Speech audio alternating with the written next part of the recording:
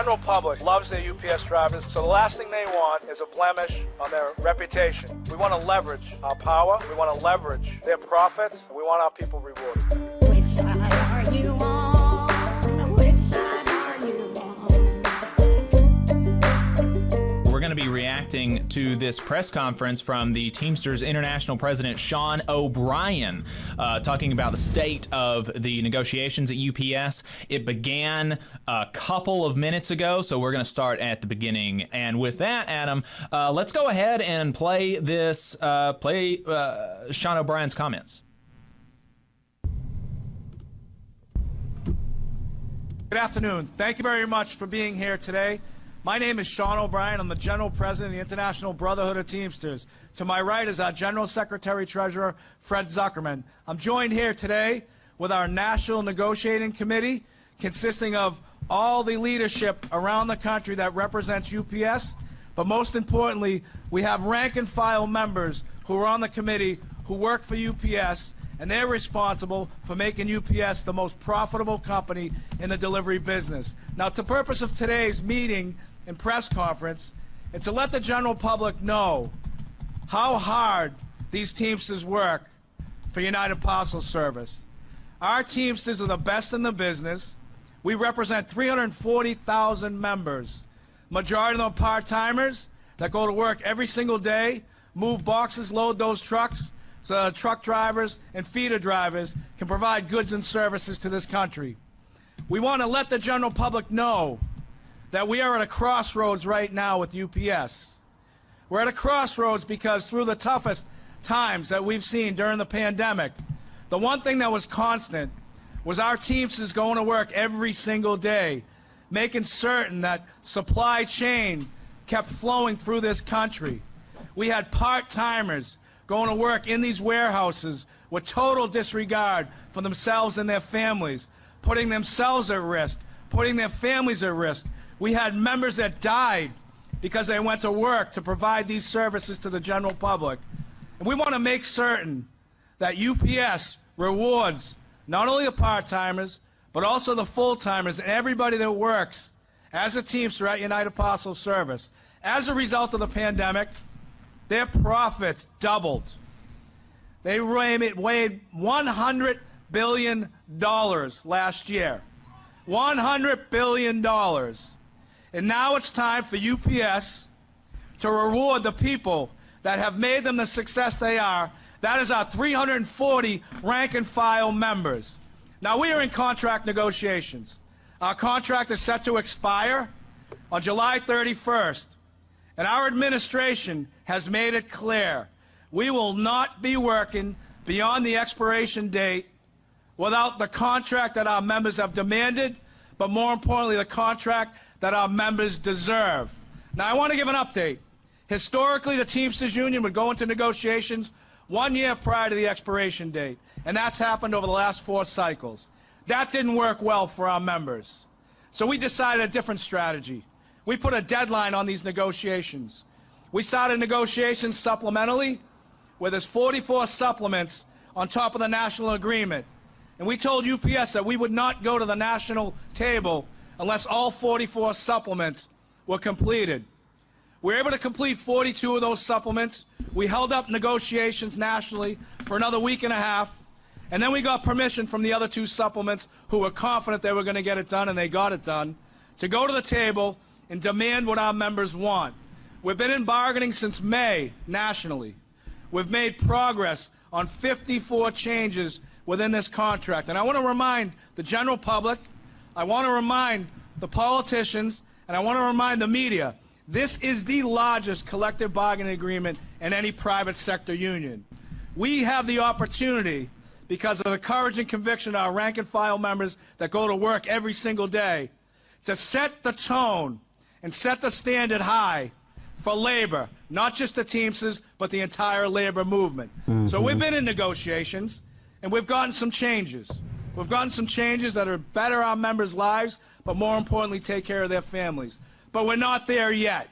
And we're not there yet because UPS, typically like UPS, thinks that the Teamsters Union are going to concede to their demands. I'm proud to say every change that has been made right now has 0 concessions and all gains for our members.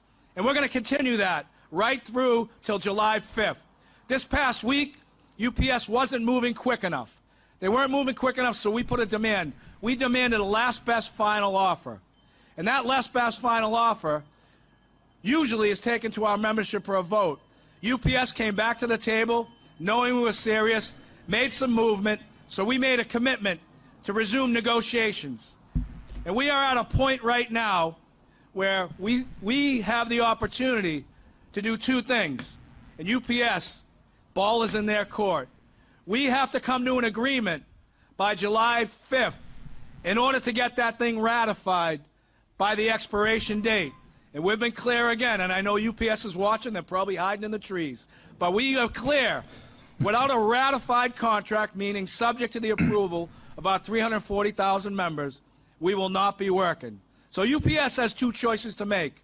They can either go down one road where they want to reward our members who have made them the success they are today, concede to our demands and give us what we deserve, and we will go out there and ratify this agreement.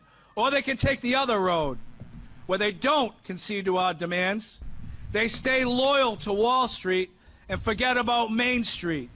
And if they do that, they are making a choice to strike themselves, where we will put 340,000 strong Teamsters on the streets till we get what we want, and then UPS will be responsible for stopping supply chain solution through this company. But you know, UPS has a choice. The first road, they can be the model of what it means to be a good employer, what it means to reward the people that have made them a success. You know, UPS is putting out some propaganda that the average UPS driver makes $93,000 per year and $50,000 in benefits. And that is true. That is only true because they have to bargain with us. But they don't tell you the other story where the majority of their employees are part-timers, single mothers, single parents, working 4 in the morning till 8 in the morning in awful conditions, for awful wages. We have part-timers throughout this country that are on food stamps, that are on subsidized housing. Some are homeless. This day and age, when we have companies as profitable, they need to reward their people, and we are not going to stop till we get the contract that we deserve for our 340,000 members. And we're going to use this contract to help change the lives of people that are in this industry non-union, just like Amazon workers right now go to work unprotected, no benefits, no wage increases, no path to a full-time career. We're going to take this contract and say this is what you're going to get when you join the Teamsters Union. So I'm very proud of the work we've done, but we're not done yet. And UPS has less than 84 hours to get this deal done, or less than 84 hours to feel the wrath of the biggest, most powerful organization, and that is the International Brotherhood of Teamsters. I'll open up for questions.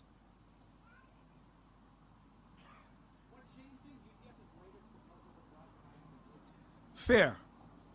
They know that we're not playing around. They know that we have tremendous unity and support throughout this country.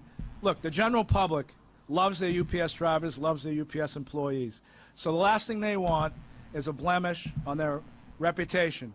But most importantly, what we want to leverage our power, we want to leverage their profits, and we want our people rewarded. So UPS decided, instead of giving us the last and final, to come to the table, move on their proposal, and they made some movement, but it's not enough. It is not enough. We will determine when it's enough.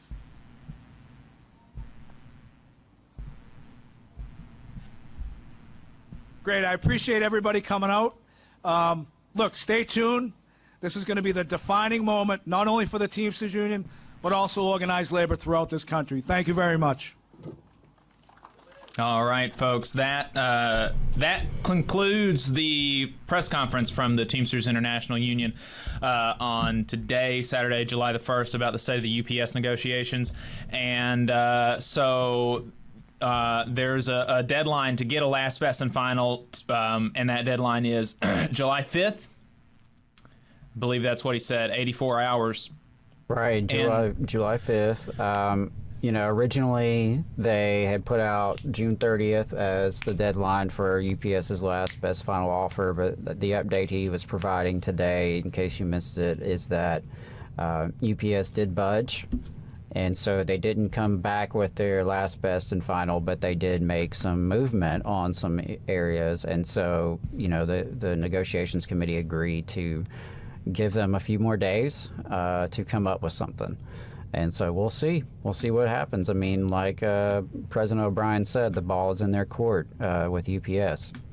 Yeah, and when the camera turned around, I didn't see Will in the chat mentioned that didn't see much press, and that was kind of surprising to me as well, considering how much attention is on this now, and I don't know what the deal was with that, but yeah, I'm a little disappointed in that as well. Because I've seen more mainstream press kind of jumping on this, at least a little bit. So. Unfortunately, I think they're going to take the same tack they took with the rail strike, or the potential rail strike, which is going to be, how could this inconvenience you, the consumer? Right. Which is really just gross. But I noticed that as well. Overall, I appreciate President O'Brien doing this update both for the members and for the general public, because it is important that the public is hearing from the union and knows what's going on, because public support, I think, will be important in this fight, and is important in this fight. Yeah, absolutely. Just to respond to some other stuff in the chat, Sapphire Dragon said, even though he said something about UPS does need to give their workers better, I don't think trying to bankrupt your employers is the right way to get better benefits. And he also, I don't think anyone's trying to bankrupt the employer. Yeah, and he also said the problem with a union like this is that it hurts everyone more than it helps anyone. If you don't like driving for UPS, drive for Amazon. Yeah, that's absurd. No, I'm sorry. With all due respect, I disagree, because.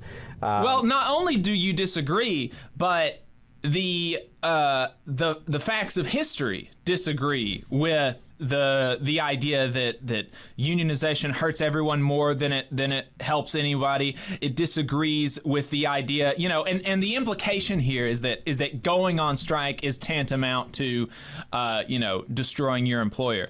And obviously there's a certain amount of struggle and kind of warfare that you could say that there is between a union and the employer, but it is obviously not in the workers' interest to destroy the organization. And the only way that would happen is if the organization, if the leadership, the management of UPS was so obstinate as to not come to a reasonable and fair deal with the Teamsters, and that would not be on the Teamsters, that would be on the management of UPS. And so, the implication is that striking is bad, and the historical record just doesn't bear that out. One of the best contracts that Teamsters ever got at UPS came after the 1997 strike. They did, after a reformer won the presidency, and led a movement for improvements on the job. And those victories are part of why it's typically better to work for UPS as opposed to FedEx or Amazon.